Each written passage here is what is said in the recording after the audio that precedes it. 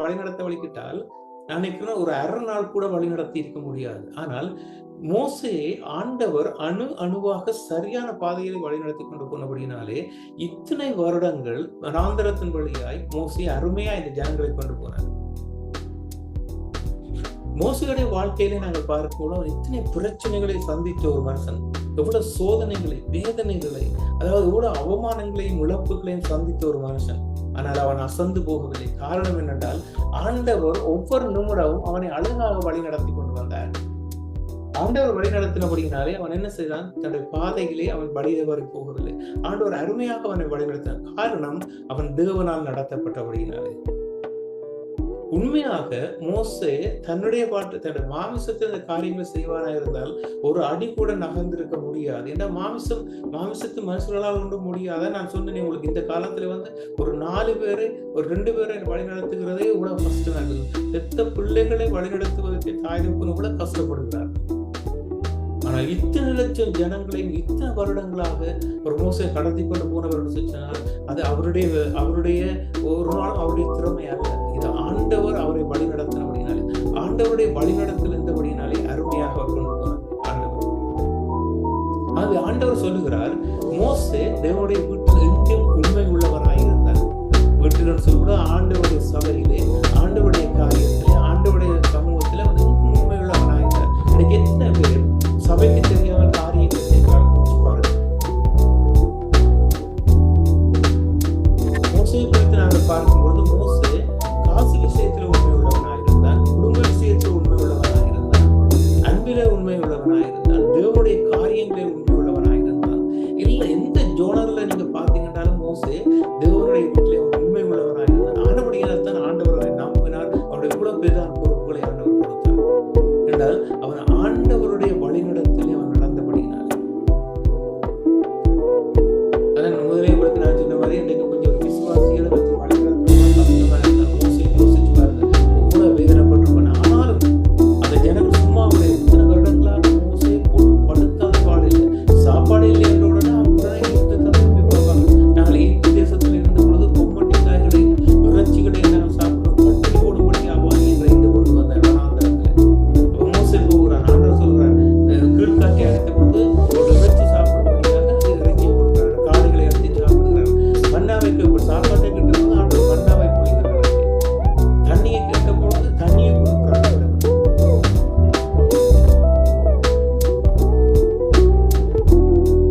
அவர் மோசையை ஆண்டவர் வழி நடத்தினார்.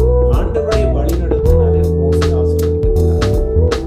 அவருடைய நிறைவு மோசையுடைய அந்த ஊழியத்தின் நிறைவு ஆண்டவருடைய வழி நடத்தினால் அவர் இருந்தார் சொல்லி நாங்கள் பார்க்கிறோம்.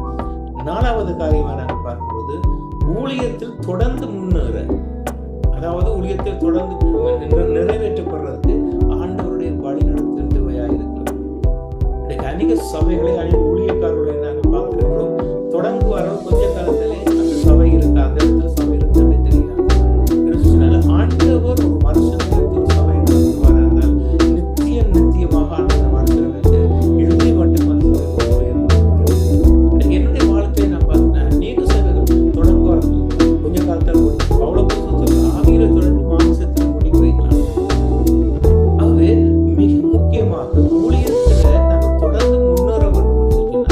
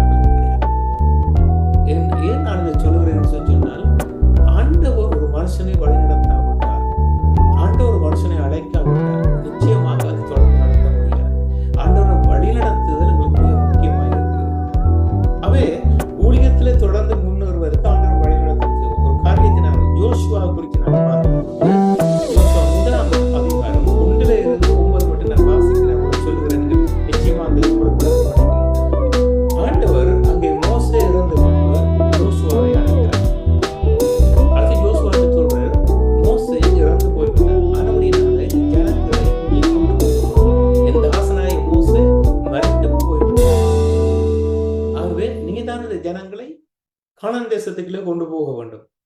ஆனால் நீ உயிரோடு இருக்கும் நாளெல்லாம் நான் உன்னோடு கூட இருப்பேன், யாரும் உனக்கு முன்பதாக எதிர்த்து நிற்பதில்லை. ஆண்டு சில வாக்குத்தத்தங்களையும் கொடுத்துத்தான் அந்த ஜோசுவாவை அந்த அனுப்புகிறார். அதே சமயத்தில் நான் உன்னை விட்டு விலகுவதும் இல்லை, பலன் கொண்டு திடமனதாயிரும் சொல்லி ஏன் இந்த காரியத்தை நடத்த ஜோசுவா இந்த காரியத்தை எடுத்தால் ஆண்டவர் அழைத்தது மோசையை கொண்டுதான் கானான் தேசத்துக்குள்ள இந்த ஜனங்களுக்கு இஸ்ரேல் மக்களை கொண்டு போகும்படியாய்.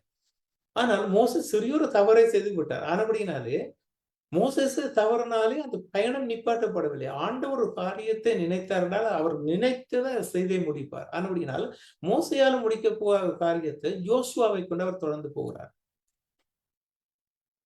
ஆனால் என்னுடைய பார்வையில நான் பார்க்கிறேன், மோசே நிச்சயமாக கானான் தேசத்தை அவர் பார்த்து ஆண்டவர் கொண்டே மோசைக்கு கானான் தேசத்தை காட்டுறாரு. அப்படி என்றால் அவர் ஒரு பிளைட் எடுத்து கொண்டு போய் காட்டல, மோசைக்கு நடந்துதான் கூட்டிக் கொண்டே காட்டுறாரு. அப்ப கானான் தேசத்தின் எல்லைக்கு மட்டுக்கும் மோசை போயிட்டு, ஆனாலும் ஒரு ஸ்திரிய தவறுனாலே உள்ளுக்கு போக முடியாத வேளையிலே ஆண்டவர் சிலர் மோசையை அந்த பயணத்தை தொடர்ந்து கொள்ளும்படியா. என்றால் ஆண்டவர் ஒரு மனுஷனை வழி நடத்தினார், அவர் நிறைவாக்கிட்டு தான் அங்க கொண்டு விடுவார்.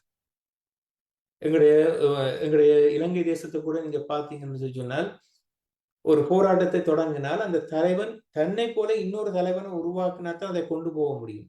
நான் தான் தலைவன் தனியே இருந்தால் என்ன நடக்கும்? அந்த தலைவன் இறந்து போனால் அந்த இதே இல்லாமல் போயிடும். இந்த கன்னடங்களை நாங்கள் பார்த்திருக்கிறோம் அப்படி.